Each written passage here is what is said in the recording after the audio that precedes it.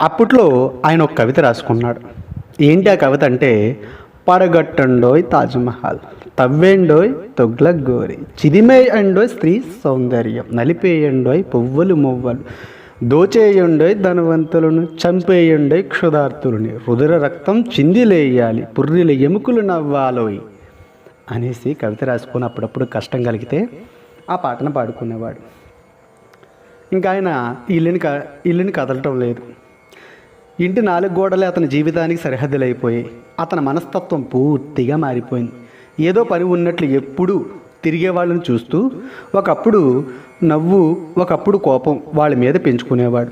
అప్పుడప్పుడు ఎవరైనా కనబడి ఏం చేస్తున్నారు అని అడిగేవారు. ఏముంది చేయటానికి అనేవాడు. ఈ జవాబు వాళ్ళకి విచిత్రంగా కనిపించేది. వాళ్ళు ఒక క్షణం నిలబడి ఆలోచించుకోరు. ఆలోచించుకుంటే వాళ్ళకి తెలుస్తుంది వాళ్ళు అజ్ఞానుడు, ఈ ప్రపంచం అజ్ఞానుల కోసం చేయబడ్డ అనటంలో వల్ల వాళ్ళు సుఖపడుతున్నారు, హాయిగా జీవితం గడుపుతున్నారు. అంతేగాని ఆలోచించి చూస్తే ఈ ప్రపంచంలో ఏముంది, ఏం చేయటానికైనా. ఈ ప్రపంచం అనుక్షణం మారుతూ ఉంటుంది. కానీ ఈ మార్పు ఎందుకో ఎవ్వరికీ అర్థం కాదు. ఈ మార్పుకు ఆదర్శం ఉన్నట్లు కనపడదు. ఇక మానవుడు చేసేదేముంది, గడుదుగుడ్డు. కొంతమంది సంఘాన్ని ఉద్ధరిస్తానంటూ తిరుగుతూ ఉంటారు. ఏదో బ్రహ్మాండమైన పని చేస్తున్నట్లు వాళ్ళ రమ్ములు విరుచుకొని కేకలు వేసుకుంటూ తిరుగుతూ ఉంటే వాళ్ళని చూసే కొద్దీ సీతారామారావుకు జాలి వేసేది. ఏమిటి వీళ్ళు చేసేది, మట్టిగడ్డలు, సంఘానికి పరిపక్వ దశ అనేదే లేదు. మరి దేనికోసం వీళ్ళ ఆర్భాటం? ఒక సమస్యను పరిష్కరిస్తే ఆ సమస్య పరిష్కారంలోంచి మరొక సమస్య పుడుతుంది అని పెద్దలు చెప్పారు. ఇదే ప్రపంచ పరిణామం అని కూడా అంటుంటారు. కాబట్టి ఎప్పటికప్పుడు మానవులను బాధ పెట్టే సమస్య ఏదో ఒకటి ఉంటూనే ఉంటుంది. కొంతమంది మానవులు బాధపడుతూనే ఉంటారు. ఇక వీళ్ళు చేసేదేమిటి? తాము మోసం చేసుకుంటున్నారు తప్ప సమాజాన్ని బాగు చేయడానికి సంఘ సంస్కర్తల వల్ల ఎటువంటి లాభం లేదు. చివరికి ప్రజలను మోసం చేస్తున్నారు. మరి ఇంతమంది నాయకులు, ఇంతమంది మేధా సంపన్నులు, శాస్త్రవేత్తలు ఉన్నారే, వీళ్ళంతా ఏమాత్రం తెలియకైనా ఇన్ని కష్టాలు పడుతున్నారు? ఈ ప్రశ్నకు అతనికి వెంటనే జవాబు దొరికింది. కుర్రతనంలో ఉబలాటం కొద్దు సంఘానికి సేవ చేస్తామని బయలుదేరతారు బడుద్దాయులు. ఇప్పుడున్న సంఘంలో బాధపడే వాళ్ళని చూసి ఉద్ధరిద్దామని బయలుదేరతారు మరికొంతమంది. కొన్నాళ్ళకు తాము చేసే పని పట్ల ఏమీ లాభం లేదని తెలుసుకునేటప్పటికే వెనక తగ్గే అవకాశం ఉండదు. లోకులకి యథార్థం చెప్పే ధైర్యం ఉండదు. అప్పటికే సంఘంలో వాళ్ళకి ఫాలోవర్స్ బోల్డ్ మంది పెరిగిపోతారు. వాళ్ళ మాటలు నమ్మి అనేక కష్టాలు ఓర్చుకొని వాళ్ళు వెనకాల వాళ్ళకి అనుచరులై తిరుగుతూ ఉంటారు. వాళ్ళకి ఏం చెప్పేది? నేను ఇదివరకు చెప్పిందంతా వాళ్ళ అనుచరులకి చెప్తే ఊరుకుంటారా? అమ్మో, తెలిస్తే ఏమైపోద్ది? కాబట్టి ఏమీ తెలియనట్లు నెమ్మదిగా ఉండిపోతారు. అందుకనే వాళ్ళకి సత్యం తెలిసినా పైకి చెప్పరు. యథాప్రకారం జీవయాత్ర సాగిస్తారు. వచ్చే వరకు తమకు నమ్మకం లేకపోయినా సంఘ సంస్కరణ విప్లవం అంటూనే ఉంటారు. ఈ విధంగా ఆలోచిస్తూ ఉండేటప్పటికి అప్పుడు పనిచేస్తున్న సంఘ సంస్కర్తలంతా ఒక్కొక్కరు ఒక జ్ఞాపకం వచ్చారు సీతారామారావుకి. ఒక కుర్రవాడు రాజకీయాలలో బాగా పనిచేస్తూ ఉండేవాడు. అటువంటి కుర్రవాడికి తన కూతురినిచ్చి పెళ్లి చేసి ఒక దేశ నాయకుడు అతని రాజకీయాల నుంచి విరమింపజేసి ఒక దినపత్రికతో అతనికి యజమాని చేశాడు. మరొక నాయకుడు కూతురికి ఉన్నత విద్యాభ్యాసం ఇప్పించి రాజకీయాలలో ఎన్నడూ దిగే వీలు లేని ఒకడికి ఇచ్చి వివాహం చేశాడు. మరొక దేశ నాయకుడు అయితే తన కొడుకుని ఇన్సూరెన్స్ కంపెనీలో ఒక పెద్ద ఉద్యోగంలో ప్రవేశపెట్టాడు. తాము చేసే పనిలో, చెప్పే మాటల్లో తమకు నమ్మకం ఉంటే ఈ పనులు ఎందుకు చేస్తారు? ఆ దేశ నాయకులు కూడా వాళ్ళ స్వార్థాల గురించి వాళ్ళని పెద్దవాళ్ళు చేసుకుంటున్నారు తప్ప తన చుట్టూ తిరిగేవాళ్ళు బీదవాళ్ళుగానే మిగిలిపోతున్నారు అని సీతారామారావు మనసులో అనుకున్నాడు. పైగా ఎవరైనా వాళ్ళ పిల్లల మాట వినకపోతే వాళ్ళకి ఏవో కుంటి సాకులు చెప్పి ఒప్పుకునేలా చేస్తారు. సమాజం దగ్గర మటుక్కి వాళ్ళ ఇష్టానికి విడిచిపెట్టాం అంటారు పైకి. కానీ వాళ్ళతో మాత్రం మేము చాలా కష్టాలు పడ్డాం, చూస్తున్నావుగా, తర్వాత నీ ఇష్టం అని వాళ్ళని బెదిరిస్తారు. ఈ రహస్యం తెలియని మూర్ఖులు, అమాయకులు ఏదో వాళ్ళకి ఆ సహాయం చేస్తున్నామని, ఈ సహాయం చేస్తున్నామని కష్టపెడుతూనే ఉంటారు. కానీ అన్నీ తెలిసినా తను ఎందుకు పడాలి, తనకేం పట్టింది? అతనికి వీళ్ళంటేనే కాదు, సంతోషంగా కాలం గడిపే ఎవరిని చూసినా హాస్యాస్పదంగానే, నవ్వుదలగానే ఉండేది. ఏం చూసుకొని వాళ్ళంతా సంతోషపడుతున్నారో అర్థమయ్యేది కాదు. కుర్రాళ్ళు, అమాయకులు అనుకునేవాడు. ఒకప్పుడు రామయ్య తాత తనకు చెప్పిన మాటలే తను ఇప్పుడు ఇతరులకు చెప్పడం మొదలుపెట్టాడు. వాళ్ళు ఏమన్నా అంటే ఒకప్పుడు నేను ఇట్లానే అనుకునేవాడిని అనేవాడు. ఒకప్పుడు తన స్నేహితులు చెప్పిన మాటలు ఇప్పుడు అతను ఇతరులకు చెప్తున్నాడు. ఈ ప్రపంచంలో మనం చేయదగినది ఏమీ లేదు అనేవాడు. ఆ సంగతి మాకు తెలుసు అనేవాళ్ళు కొంతమంది కుర్రవాళ్ళు. తెలిస్తే మరేమిటి చేసేది, మాకేది సుఖం అనిపిస్తే అది చేస్తాం అని కుర్రవాళ్ళు సీతారామారావుకు బదిలిచ్చేవారు. సుఖం అంటే ఏమిటి, సుఖం ఎక్కడుంది, మృగాల కంటే మీరే సుఖంగా ఉన్నారని మీరేమైనా చెప్పగలరా? సుఖం బుద్ధిలో ఉంటుంది, తృప్తి పడటంలో ఉంటుంది. రాత్రి పగళ్ళు పొలాల్లో పనిచేసే కూలివాడి కంటే ధనవంతుడు సుఖపడుతున్నాడని ఎవరైనా చెప్పగలరా? సర్వసంగ పరిత్యాగి కన్నా భోగి సుఖపడుతున్నాడని ఎవరైనా చెప్పగలరా? అజ్ఞాని కన్నా జ్ఞాని సుఖపడుతున్నారని ఎవరైనా చెప్పగలరా? ఆలోచించి చూస్తే ఈ ప్రపంచంలో నిజంగా సుఖపడేది అజ్ఞానే అని తేలింది. అజ్ఞానిని ఆలోచనలు వేధించవు, తనకు అందని ఆదర్శాలతో హైరాణ పడడు, అతనుకున్న సుఖం మరెవ్వరికీ ఉండదు అని సీతారామారావు అనేవాడు. ఇంకా తర్వాత స్త్రీల గురించి మాట్లాడడం మొదలుపెట్టాడు. ఈ విధంగా ఆకర్షవంతంగా అలంకరించుకొని అందంగా ఉండే ఆడవాళ్ళని చూస్తే అతనికి మరీ కంపరం పుట్టేది. ఏం చూసుకొని వీళ్ళకి ఈ నిక్కు, వీళ్ళు మామూలు ఆడవాళ్లే కదా, మామూలు ఆడవాళ్ళ మళ్ళీ రోజు కాలకృత్యాలు తీర్చుకునేవాళ్లే కదా అని మనసులో అనుకునేవాడు. అతనికి ఎందుకో అతిశయంగా తమ అందాలని ప్రదర్శించే ఆడవాళ్ళని చూస్తే మనసు నొచ్చుకునేది అనుకుంటా. అతడు వాళ్ళ గురించి అనేక దృశ్యాలను ఊహించుకునేవాడు. ఊహించుకునే కొద్దూ ఆ ఆడవాళ్ళు ఇళ్లలో చేసే పనుల్ని అతని వికారంగా కలిగించేవి. వీళ్లలో ఒక ఆవిడికి ఏదో కష్టం వచ్చింది. మామూలు ఆడదానికి మళ్ళీ ఈ అందంగా తయారైన స్త్రీ కూడా కళ్ళనీళ్ళు పెట్టుకొని ముక్కు చీది వేస్తూ ఏడ్చింది. ఇటువంటి విషయాలన్నీ జ్ఞాపకం తెచ్చుకొని తనలో తను నవ్వుకునేవాడు. ఇదా ఇంత అందంగా పౌడర్ కట్టుకొని రోడ్లో తిరిగేది అనేసి తనకు తాను సంతోషపడేవాడు. వీళ్ళకి ఆకర్షవంతంగా అలంకరించుకొని బయట తిరుగుతూ ఉంటే సిగ్గువేదు కాబోలు. పైగా వీళ్ళకి అందంగా ఉంటామనే ఒక్కొక్కళ్ళకి పట్టెడు పొగరు. ఎందుకో మళ్ళీ ఆయన ఆడవాళ్ళ గురించి అనుకొని పెద్ద నవ్వు నవ్వేసుకునేవాడు. అందంగా తయారవి వీళ్ళ వెంట కుర్రవాళ్ళని తిప్పించుకోవాలనుకుంటారే, వీళ్ళకి తర్వాత సిగ్గు అనేది అనిపించదా?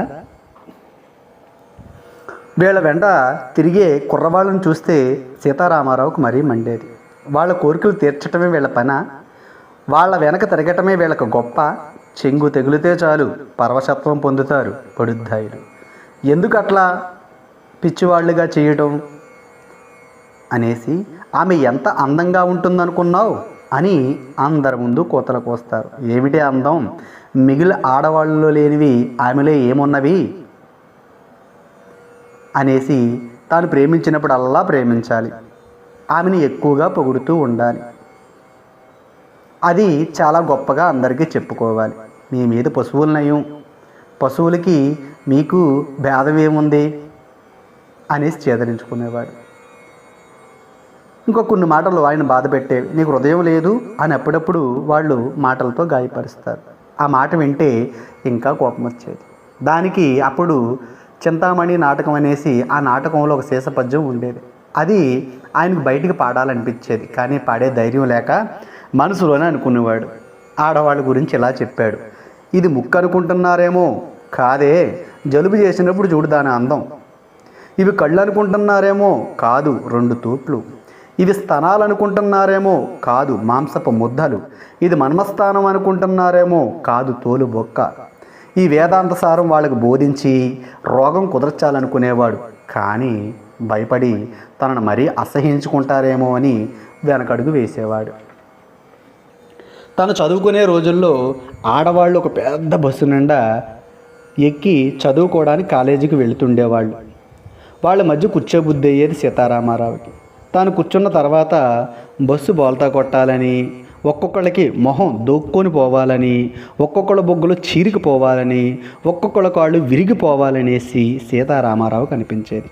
అట్లా తయారైన వాళ్ళని ఊహించుకుంటే అతనికి ఎందుకో కానీ చాలా సంతోషంగా ఉండేది. కానీ అట్లా కోరడం తప్పని ఆ భావాన్ని బలవంతంగా అణుచుకునేవాడు. పైకి రానిచ్చేవాడు కాదు. ఇప్పుడు మళ్ళీ అదే భావం వివిధ రూపాల్లో బహిర్గతం అవుతుంది. దాన్ని ఆపే శక్తి ఇప్పుడు అతనికి లేదు.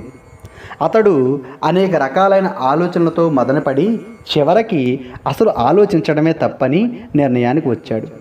అతి చిన్న విషయాన్ని గురించి దీర్ఘంగా ఆలోచించటం తన బాధలకు మూల కారణమని అనుకున్నాడు. తీరిక ఉంటే ఇలాంటి ఆలోచనలు రాక తప్పవని, తీరిగ్గా లేకుండా చేసుకోవడానికి ఏదో పని చెయ్యాలనేసి ఇంట్లో పనులన్నీ అతని మీద వేసుకున్నాడు. దొడ్డు నిండా కూరగాయలు పాదులు పెట్టి అస్తమాను వాటికి నీళ్లు పోస్తూ కూర్చునేవాడు.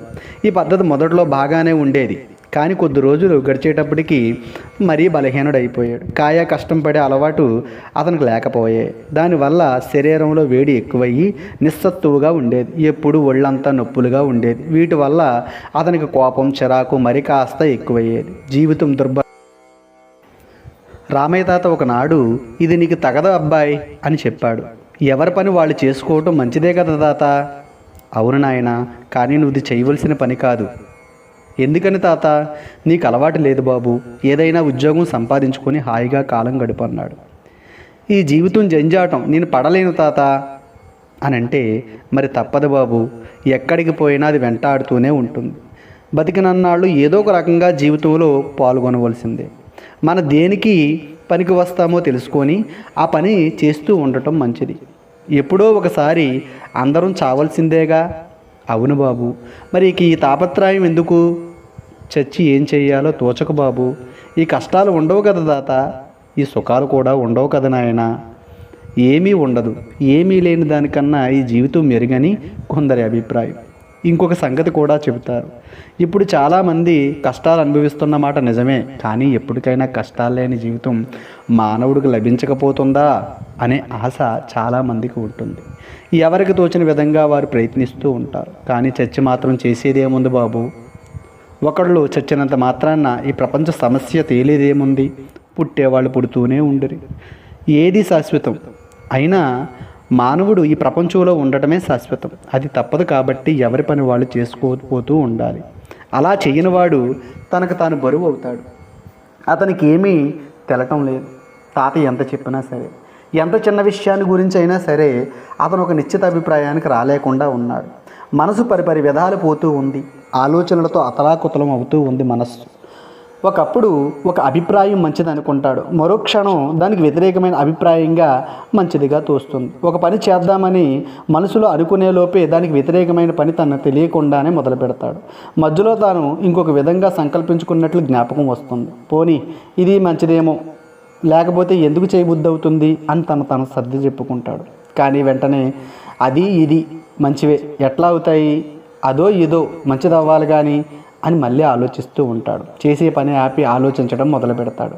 ప్రపంచానికి ఒక ఆదర్శం లేదు గనుక, ఏ పనికి ప్రయోజనం లేదు గనుక అన్ని పనులు మంచివే, అన్ని పనులు చెడ్డవే. పెద్దలు ప్రతి విషయానికి బహుముఖాలు ఉంటామంటారు. అంతేగాని ఇది మంచి ఇది చెడు అనేది లేదు. చూడటం మీద ఆధారపడి ఉంటుంది. చూచి లేనిది కల్పించుకొని బాధపడిన దాన్ని కంటే అసలు చూడడమే మనకంటే అతని హృదయసీమలో హఠాత్తుగా ఒక భావం విరిసేది. అసలు ఏదో ఒకటి చెయ్యాలనుకోవటంలో ఈ చిక్కులు వస్తూ ఉన్నాయి. అసలు ఏది చేయకుండా ఉండడం మంచిదేమో, మెదలకుండా కూర్చోవడం మంచిదేమో అని మళ్ళీ సీతారామారావు ఆలోచించడం మొదలుపెట్టాడు. మనిషి పరిపరి విధాల పోనివ్వక చిక్కబట్టు అంటారు పెద్దలు. పరిపరి విధాలు ఆలోచించేదే తనైనప్పుడు ఇంకా చిక్కబట్టేదెవరు? అంటే దాన్ని బంధించేదెవరు?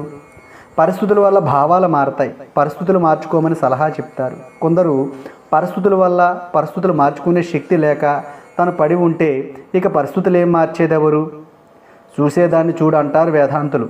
చూసేది తను ఎప్పుడైనా, చేసేదాన్ని తను ఎట్లా చేస్తాడు? తల ఆలోచనలు పుట్టయితే తలే కాదు అతని జీవితమే ఆలోచనలు. ఎప్పుడు ముసుగు పెట్టుకొని పడుకొని కళ్ళు మూసుకొని బాహ్య ప్రపంచాన్ని మర్చిపోయి ఆలోచించాడు. ప్రశ్న మీద ప్రశ్న పుట్టుకొచ్చేది, కానీ ఏ ఒక్క ప్రశ్నకి సరైన జవాబు దొరికేది కాదు. ప్రస్తుతం కళ్ళు మూసుకొని ముసుగు పెట్టుకొని పడుకోవడమే అతని జీవితం. అసమర్థన భార్య పొయ్యిలో బూడిది ఎత్తివేస్తూ, పాప ఇంటి ముందు కొంచెం ముగ్గు వేయమ్మా అని చెప్తుంది. కూతురుతో సీతారామారావు భార్య ఇంకా బాగా తెల్లవారలేదు. ఆలస్యం అయితే వచ్చిపోయే జనం వల్ల వీలుండదని చీకటితోనే ఇంటి ముందు ఊడ్చి కళ్ళాపు జల్లి ముగ్గు వేయటం ఆమెకు అలవాటు.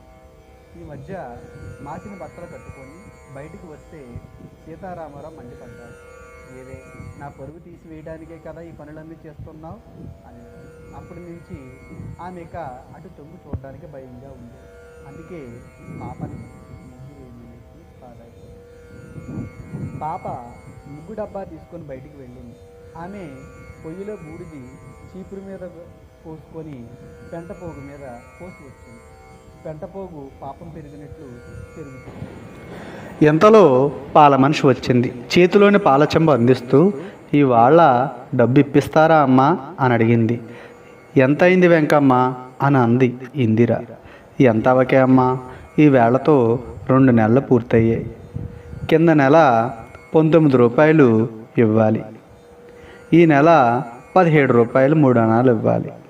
మొత్తం కలిపితే 36 రూపాయల 9 అణాలు అని అనగానే ఇందిరికి సందేహం వచ్చింది. ఇది ముందుగానే వెంకమ్మ తన కూతురుతో లెక్కలు వేయించుకొని చర్చించుకొని ఈరోజు డబ్బులు తీసుకుందామనే నన్ను ఈ లెక్క అడుగుతుందనేసి ఇందిర మనసులో ఊహించింది. మొత్తానికి 30 రూపాయలు ఇవ్వాలని ఆలోచించుకుంది. ఇలా ఆలోచించుకున్న ఇందిరతోటి వెంకమ్మ మాట్లాడుతుంది. నేనైనా చీటికి మాటికి అడిగేదాన్ని కాదమ్మా, పెద్దయ్య గారి కాలం నుంచి పోస్తున్నాను. అమ్మగారికి తెలుసుగా నా సంగతి. ఇప్పుడు అవసరం వచ్చి అడుగుతున్నా. అమ్మాయి కాపురానికి వెళుతుంది. ఇంట్లో పెద్ద ముండనన్న ఉన్న తర్వాత దానికి ఎంత చీరగొడ్డ రవికగొడ్డ పెట్టకపోతే దాని ప్రాణం ఉసూరుమంటుంది.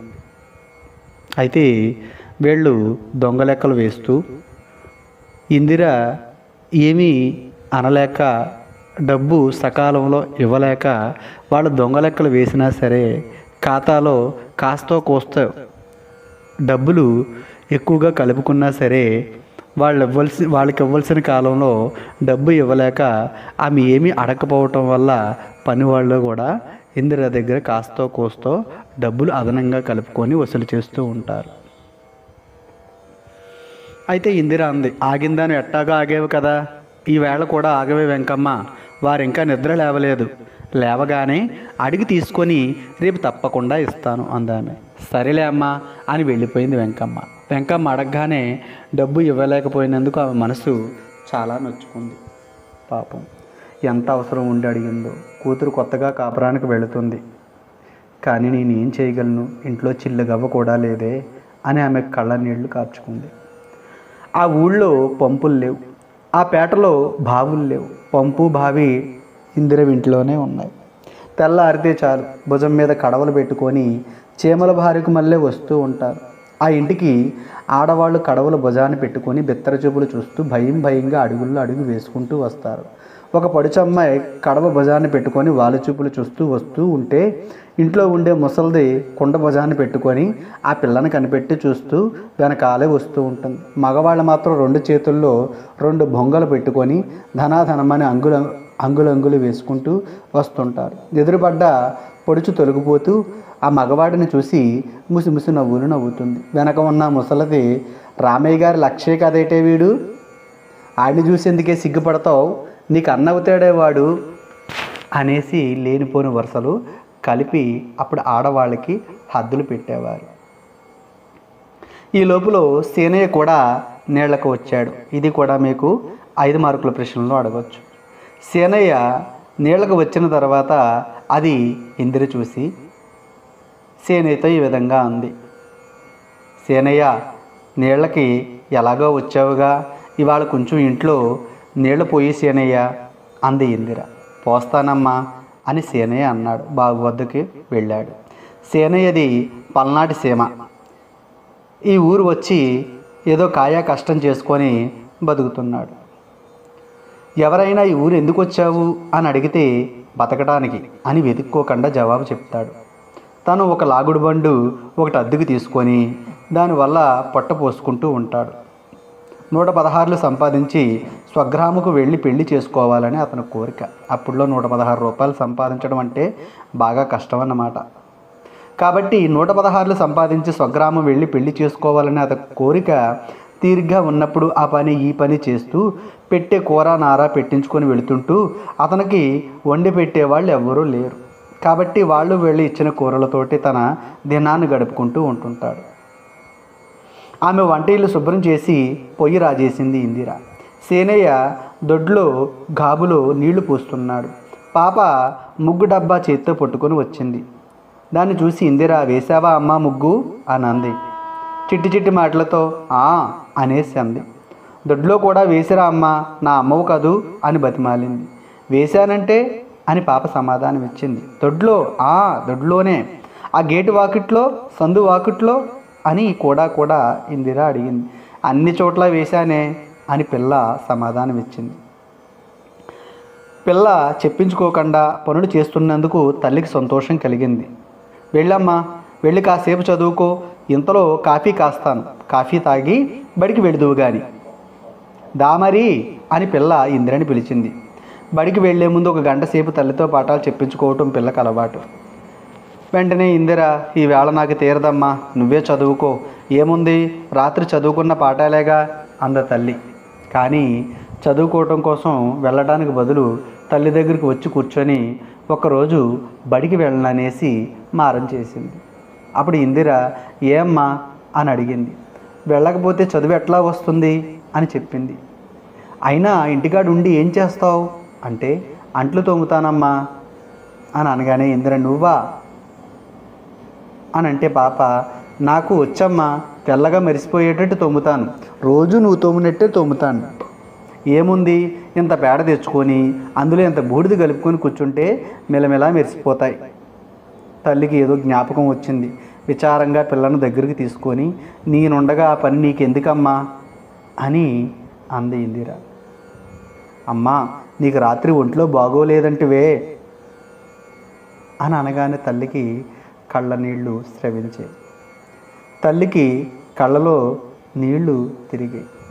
ఆమెకు ఒంట్లో బాగాలేని మాట నిజమే, కానీ అప్పుడే కూతుర్ని ఈ పనుల్లోకి దింపగలుగుతున్నానే, తను చేస్తున్న పని చాలదు, తన కూతురికి కూడా ఈ పనులు అంటగట్టాలా అని మనసులో ఆలోచించింది.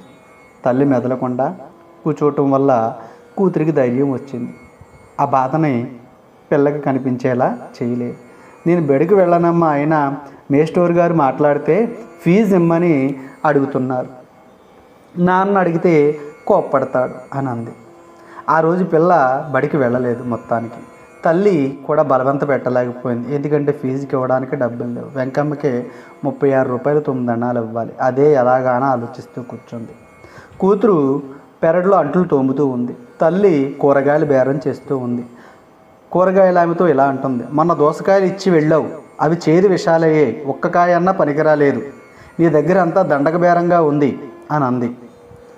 వెంటనే కూరగాయలేమే, అదేందమ్మా అలా అంటారు, అవి ఏమన్నా నా దొడ్లే పండాయినా తల్లి, మారు బేరానికి అమ్ముకునే ఉండని, నాకు మటుకు అవి ఏమి తెలుస్తాయి, వాళ్ళు ఇస్తారు, నేను వేసుకొస్తాను, మీ బోటి మహారాజులు కొంటే 4 డబ్బులు మిగిలితే నా పొట్ట నిండుతుంది అని అనగానే చాలే, ఇవాళైనా మంచి కూరగాయలు తెచ్చావా. నిజానికి ఆమె ఎప్పుడూ మంచివి తేదు. ఆమె దగ్గర ఎవరు కూడా కొనరు. అది ఇందిరికి తెలుసు. కాబట్టి ఇందిరికి ఆమె దగ్గర తప్ప కొనడానికి వేరే అవకాశం లేదు. ఎందుకంటే మార్కెట్కి వెళితే డబ్బులు ఇవ్వాలి. ఈ ముసలిదైతే రేపు రమ్మంటే వస్తుంది. కాబట్టి ఇలాగా బెండకాయలు ఎంత, దొండకాయలు ఎంత అని బేరం చేస్తూ ఆ ముసలిదాని దగ్గర తీసుకుంటుంది. చివరికి కాకరకాయలు ఎవరో కొనక మిగిలిపోతే, అమ్మ కాకరకాయలు చాలా బాగున్నాయి తీసుకో అనేసి అంటారు. అవి ఎవరు కొనక మిగిలిపోయి అనేసి ఇందిరికి తెలుసు. కానీ అవి తీసుకోకపోతే ఇప్పుడే డబ్బులు అడుగుతుందనేసి, కాబట్టి తనకి కొనక తప్పేది కాదు. అవి తీసుకున్న తర్వాత రేపు వచ్చినప్పుడు కనపడు, డబ్బులు ఇస్తానంటే ఆ ముసలిది వెళ్ళిపోయేది. అమ్మయ్య ఈరోజు గడిచింది, రేపు ఎలాగో అని ఊపిరి తీసుకునేది. ఎంతలో సీనయ్య ఇంట్లో నీళ్లు పోసి వచ్చాడు. సీనయ్యని, బాబు నాయన కొంచెం బజార్కి వెళ్ళి రావాలి అని అంది. వెళదా అమ్మా అనేసి అన్నాడు. నాయన కాస్త కట్లు తెచ్చిపెట్టు అని అంటే, డబ్బు ఇవ్వండి అమ్మా తెస్తాను అన్నాడు. కానీ ఆమె దగ్గర డబ్బు ఎక్కడిది.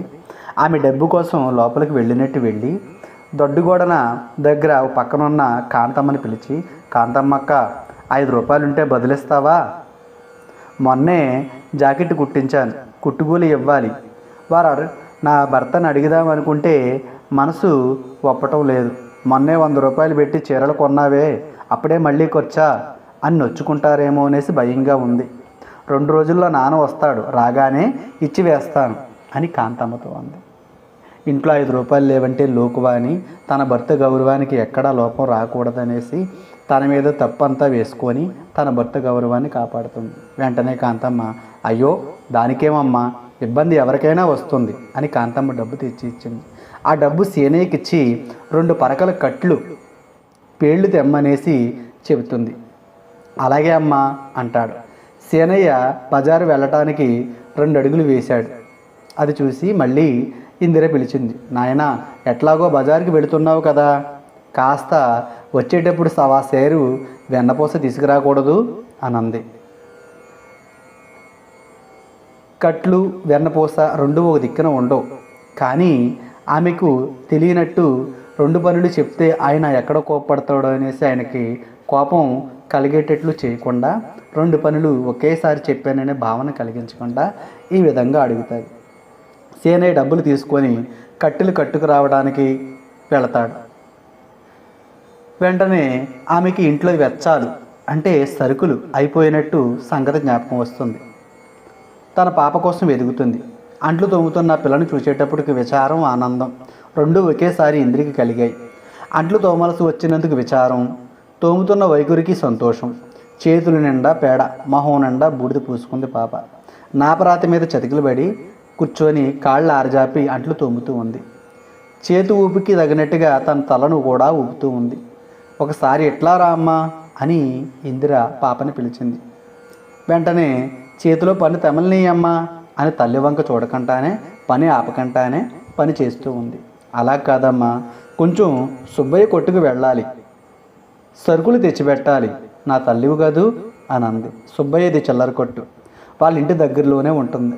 అక్కడ ఉన్న వాళ్ళందరికీ కూడా సుబ్బయ్య కొట్టే సరుకులకి ఆధారం అవుతుంది. పైగా అప్పు ఇస్తూ ఉంటుంటారు. కాబట్టి అక్కడి నుంచి అప్పుడప్పుడు సరుకులు తెచ్చుకోవడం వాళ్ళకి అలవాటు.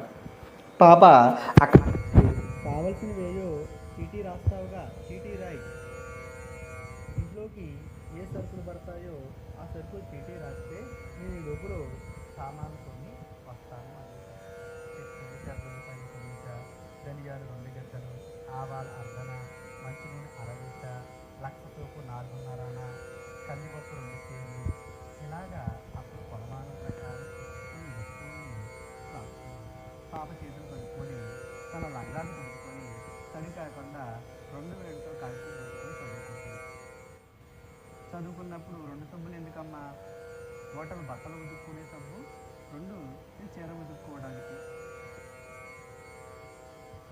అనేసి అంటే తల్లి చిన్నగా తిరిగి నవ్వుతుంది. అయినా నీ చీరకు వేరే సబ్బు కావాలే అంటూ నవ్వుతూ లేకదోడలాగా పరుగు వేస్తూ ఉంటుంది. సీనయ్య కట్టును తెచ్చి వంట ఇంట్లో పెట్టాడు. కోమటి ఇంటి నుండి 4-5 సార్లు తిరిగి చిన్న సంచితో సరుకులున్న ఇంటికి చేర్చింది పాప. అంటే ఎందాక వెళ్ళాడు కదా సుబ్బయ్య కొట్టు దగ్గరికి, అక్కడ ఉన్న సరుకులు ఒకసారి తెచ్చిందనమాట. సీనయ్య వెన్నపూస కూడా తెచ్చాడు. ఆమె సరుకులన్నీ సర్ది ఒక్కసారిగా నిట్టూర్పు విడిచింది. అమ్మయ్య, ఈరోజు కాపురం గట్టెక్కింది. మళ్ళీ రేపు తుమ్మితే ఊడే ముక్కుగా ఎట్లా కాపురం ఎన్నాళ్ళు జరుగుతుందో. ఎంత దూరం ఆలోచించి చూసినా ఒడ్డు కనపడటం లేదు. ఆలోచించిన కొద్ది భయంకరమైన అలలే కనిపిస్తున్నాయి. అల్లతాకిడికి ఈ వాడ ఎప్పుడు పుట్టుక్కుమని అనొచ్చో అనేసి ఆలోచనలో పడిపోయింది ఇందిర. కాఫీకి పొయ్యి మీద నుంచి పాలు దింపుతూ చేతులు చూసుకుంది. అంట్లు తోమటం వల్ల గోళ్ళు అరిగిపోయి ముంజేతులు మసితో నల్లబడి ఉన్నాయి. అరిచేతులు ఇది వరకున్న మృదత్వం లేదు. తన ఆకారం, స్వభావం అన్నీ మారిపోతున్నట్లు ఆమె భావించుకుంది. నాన్న లేచారేమో చూడమ్మా అంటే లేవలేదే ఇంకా అని అంది పాప. లేపమ్మా, కాఫీ చల్లారిపోతుంది. పాప, అమ్మో బాబోయ్ నేను లేపను, కోప్పడతాడు నాన్న అనేసి భయంతో ఉంటుంది. ఈ మాటలు విని కాఫీ కలుపుతూ అలాగే ఆలోచిస్తూ కూర్చుంది ఆమె. ఆమెకి తన చిన్నతనం, తను చదువుకున్న రోజులు, ఆనాటి తన జ్ఞాపకాలు అన్నీ గుర్తుకొచ్చాయి. తను గురుకులంలో చదువుకునే రోజుల్లో తన జీవితంలో మంచి రోజులు మళ్ళీ తిరిగి రావని, అవి చాలా సంతోషాన్ని కలిగించాయి అనేసి తన మనసుకు అప్పుడప్పుడు తోస్తూ ఉంటాయి. ఆ ఊహలు ఆమెకి చాలా ఆనందాన్ని కలగజేస్తాయి. నిజంగా తన పెళ్ళి అయినప్పుడు కూడా అంతా తన అదృష్టవంతురాలు అనేసి అన్నారు. తను అలానే అనుకుంది. కానీ అనుభవానికి వచ్చేటప్పటికి అంతా తారుమారైపోయింది. తప్పు ఎక్కడుందో తెలియటం లేదు. అమ్మా కాఫీ కింద ఒలిగిపోతూ ఉంటుంది. వెంటనే ఆ ఊహల నుంచి బయటికి వస్తుంది. ఆమె సర్దుకొని నాన్నను లేపమ్మా అంటుంది. నేను లేపలేనే, నాకు భయమే అనేసి అంటే, మా అమ్మవు కదూ అన్నా. పాప లేదమ్మా, కోప్పడతారమ్మా అంటే, ఇందిర కోప్పడితే కోప్పడని, నాన్నే కదా, ఆ మాత్రం కోప్పడరు, వెళ్ళమ్మా, కాఫీ చల్లారిపోతుంది, మళ్ళీ చల్లారిపోతే నాన్నగారు తాగరు అనేసి అంటుంది. ఆమె కళ్ళ వెంట 2 కన్నీటి చుక్కలు రాలుతాయి. మొన్న ఆలస్యంగా కాఫీ చల్లారిపోయిందని, నిద్ర లేపడమే నీకు కష్టమైపోయింది కదూ అని ఇందిర మీద సీతారామారావు కోప్పడ్డాడు. అలాగని నిన్న కూతురు లేపితే నిద్ర లేపినందుకు కోప్పడ్డాడు. లేపలేదని ఒకసారి, లేపినందుకు మరోసారి. నేను చేసిన తప్పేమిటో అనుకుంటూ ఇందిర కూర్చుంటుంది ఆలోచిస్తూ. తల్లి విచారంగా ఉండటం చూసి పాపకి జాలి కలిగి ఏదోలాగా వాళ్ళ నాన్నని లేపే సాహసం చేస్తుంది. వెళ్ళే ముందు ఇందిరతో మాట్లాడుతుంది. అమ్మా, నాన్నకి అన్నీ తెలుసా అమ్మా అనేసి అంది. ఇలా విచిత్రంగా చూసింది. నాన్న పెద్దవాడు కదా, అన్నీ తెలుసా అని అడిగింది. వెంటనే ఇందిర తెలుసమ్మా. మరి 9, 13 ఎంత నాన్న అంటే నాకు తెలియదన్నారే అని అంది. ఏదో ఆలోచిస్తూ అని ఉంటారులే అమ్మా, నాన్నకి ఎందుకు తెలియదు, అవన్నీ తెలుసు అంటే నిజంగా తెలియదమ్మా. ఒట్టు మొన్న నక్షత్రాల్లో ఏముంటుంది నాన్న అని అడిగితే నాకు తెలియదని కోప్పడ్డారు. నిజమమ్మా, నువ్వు అడుగు, గాలి ఎట్లా వస్తుందో చెప్పమను, ఆకాశం ఎంత ఎత్తున ఉందో చెప్పమను, కొబ్బరి చెట్టు ఏ పనులకు పనికొస్తుందో చెప్పమను. తను ఏ పనులకి చెప్పలేడమ్మా. నాన్న నేను ఎప్పుడు అడిగినా నా మీద కోప్పడతాడు. తండ్రికి ఏమేమి రావో కూతురు ఎట్లా చెప్పుకుంటూ పోతూ ఉంటే ఇందిరికి చిన్న నవ్వు వస్తుంది. వెంటనే తన చిన్నతనం జ్ఞాపకం వస్తుంది. ఆడవాళ్ళకి ఎంత తెలివి ఉంటే ఏమి లాభం, అది రాణింపుకి వచ్చే వీలు లేదు. ఆ తెలివి బయటపడే అవకాశం భర్త ఇవ్వకపోతే అంతా బూడిదలో పోసిన పన్నీరు అవ్వాల్సిందే. ఈ పిల్ల జాతకం ఎట్లా ఉందో అని ఆలోచిస్తూ కూర్చుంది. కూతురు నెమ్మదిగా లేచి తండ్రిని లేపడానికి వెళ్ళింది. సీతారామారావు గాజు గ్లాసులో మాత్రమే కాఫీ తాగుతాడు కాబట్టి ఆ గ్లాసును భద్రంగా ఓ దిక్కును దాస్తూ ఉంది. ఎందుకంటే చేయి తగిలితే పగిలిపోతుందని, మళ్ళీ గ్లాస్ కొనడం అంటే అదొక ఆర్థిక భారం అనేసి ఒక దిక్కున భద్రంగా దాస్తుంది. తను తాగేటప్పుడు ఆ కాఫీ గ్లాసుని నెమ్మదిగా తీసి అందులో కాఫీ సీతారామారావుకి ఇస్తుంది. సీతారామారావు ఇంకా నిద్ర నుంచి లేవలేదు. అతనికి కొద్ది రోజుల నుంచి చాలా కలలు వస్తున్నాయి. అన్నీ తెల్లవారగుటే వచ్చే కలలే నిజమవుతాయి అన్నట్టు ఆయన తెల్లవారుజామున ఎన్నో కలలు కంటూ ఉంటుంటాడు. అలా ఒక కల కన్నాడు. తను చీమల దూరణ చిట్టడవులో, కాకుల దూరణ కారడవులో తపస్సు చేసుకుంటున్నట్టు కల వచ్చింది. ఆ పక్కనే పెద్ద పులులు, సింహాలు గాండ్రిస్తూ ఉన్నాయి. మరో పక్కన ఏనుగులు తండోపతండాలుగా తొండాలు పైకెత్తుకొని గీంకారాలు చేసుకుంటూ పరిగెత్తుతున్నాయి. కుందేళ్లు కుప్పుగెంతులు వేస్తున్నాయి. లేళ్లు చెంగుమని దూకుతున్నాయి. నెమళ్ళు పించాలు విప్పి నృత్యం చేస్తున్నాయి. పాములు విసుగొడుతున్నాయి. ఒక నాగుబాము తన నెత్తి మీద పడగ విప్పి తనకు ఎండ పడకుండా తను కాపాడుతూ ఉంటుంది. ఒక కొండ చిలువ చెట్టు చాటును కూర్చొని మనిషి భాషలో అలా రండి ఇలా రండి అంటూ ఉంటుంది. చెట్టుచాటు కోతులు కిచకిచా అని గెంతుతూ ఉన్నాయి. ఆంధ్ర మధ్యాహ్న పక్షులు రింగున రౌండ్లు కొడుతూ ఉన్నాయి. ఒక ఎలుగుగొడ్డు తాటి చెట్టు ఎక్కి తాటి చెట్టుకి కట్టిన కళ్ళు కుండలో మూతపెట్టి కళ్ళు తాగింది. ఆ కుండలో తల ఇరుక్కుపోయడం వల్ల ఒక్కసారిగా చెట్టు నుంచి కిందన ఢామ్మని పడింది. దానికి భూమి అదిరింది. తపోభంగం అయ్యింది. సీతారామారావుకి కన్నులు తెరిచాడు. తపోభంగమైనందుకు తనకు చాలా కోపం వచ్చింది కాబోలు తన నేత్రాల్లోంచి ఒక తేజస్సు, వెలుగు, ఒక మంట బయలుదేరి సూటిగా ఎలుగుగడ్డి మీదకి వెళ్ళి దాని వెంట్రుకల్ని కనురెప్పపాటులో చురచురా అని కాల్చివేసింది. ఇప్పుడు ఎలుగుగొడ్డు మబ్బులున్న ఆకాశానికి మళ్ళీ తోలు ఊడిన అరటికాయకి మళ్ళీ తెల్లగా ఉంది.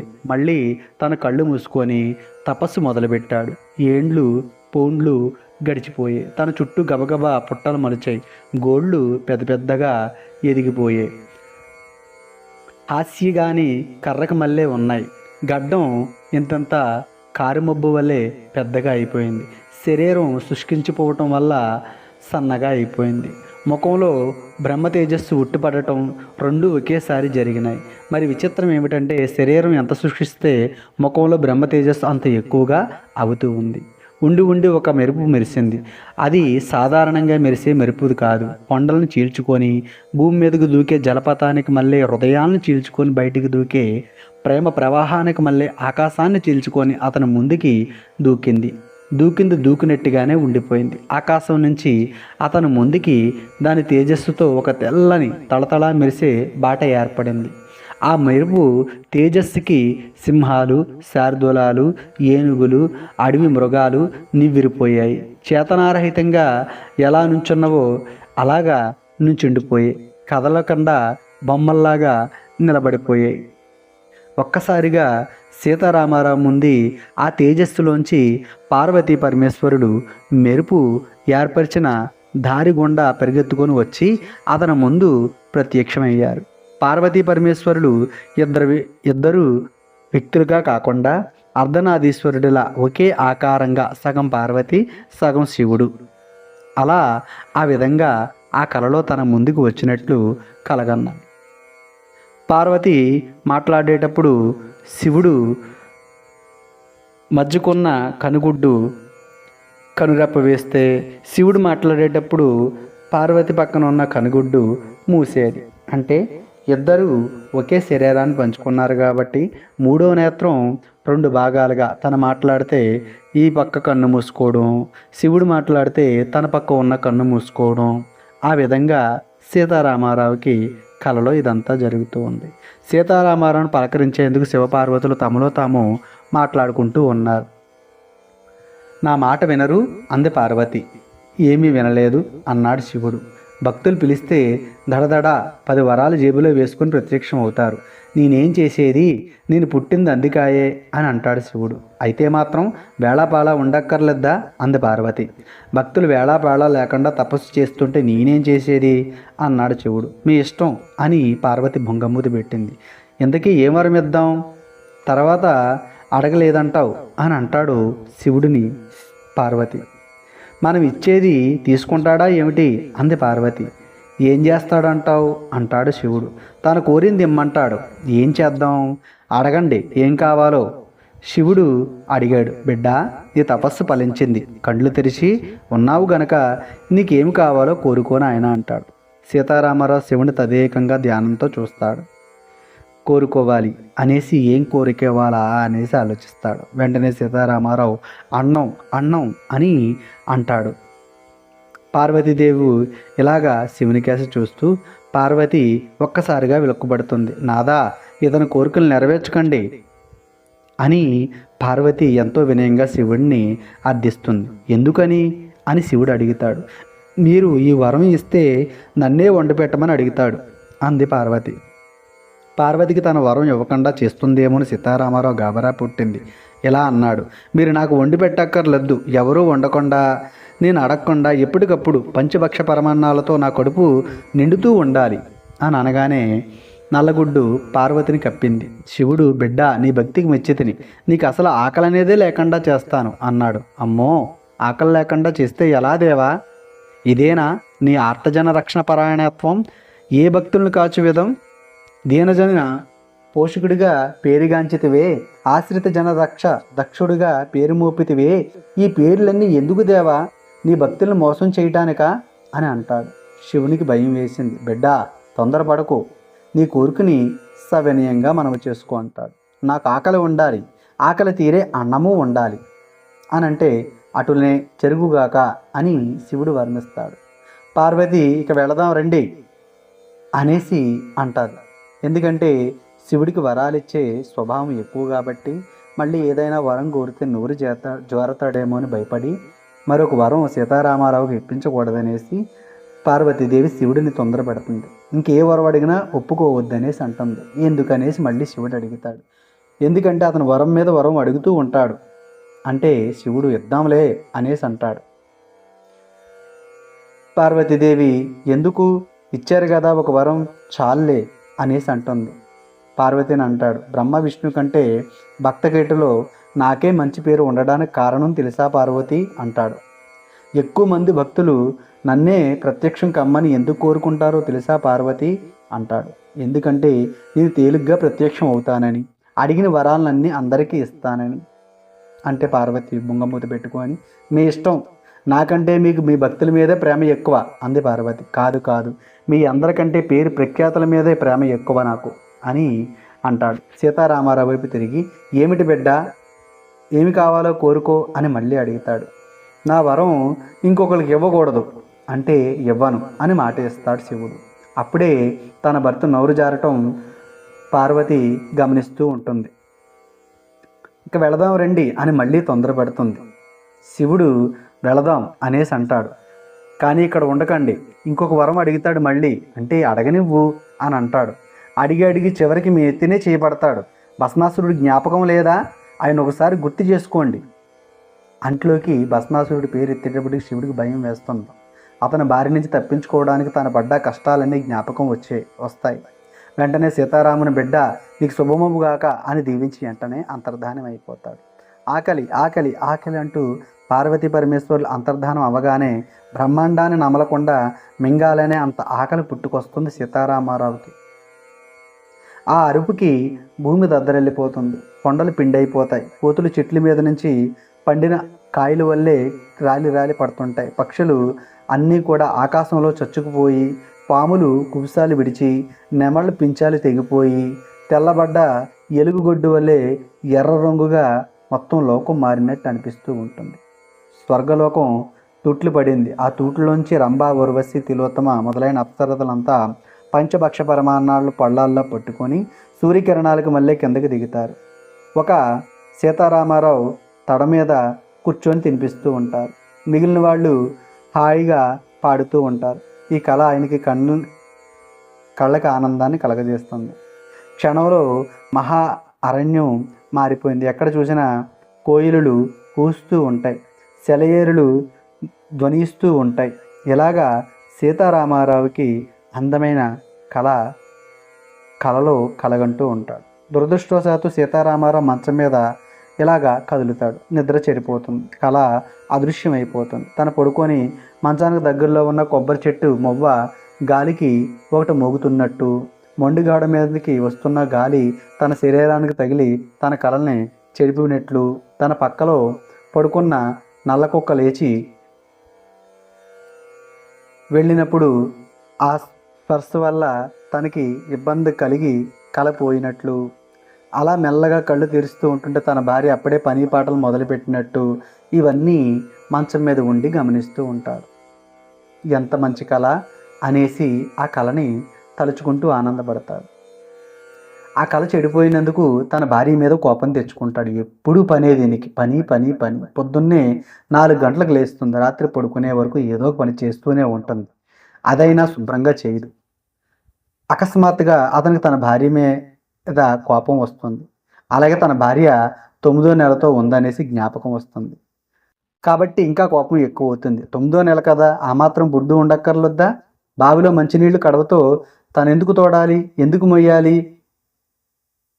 ఎందుకంటే తనకి ఏదైనా ఇబ్బంది కలిగితే ఆ ఇబ్బందిని మోసేవాడు నేనే కదా, నన్ను ఇబ్బంది పెట్టాలనే కదా అనేసి తన భార్య మీద కోపాన్ని తెచ్చుకుంటాడు. నెల నిండిన మొన్న పేరంటానికి వెళ్ళింది. చూసిన వాళ్ళు ఏమనుకుంటారు? తనకు ఆ మాత్రం తెలియక్కర్లే, నిజంగా ఈ ఆడవాళ్ళకి సిగ్గుండదు, బయట తిరుగుతూనే ఉంటారు అనేసి అనుకుంటూ మనసులో విసుక్కుంటే పక్కనున్న పాప నాన్న నాన్న అని పిలుస్తుంది.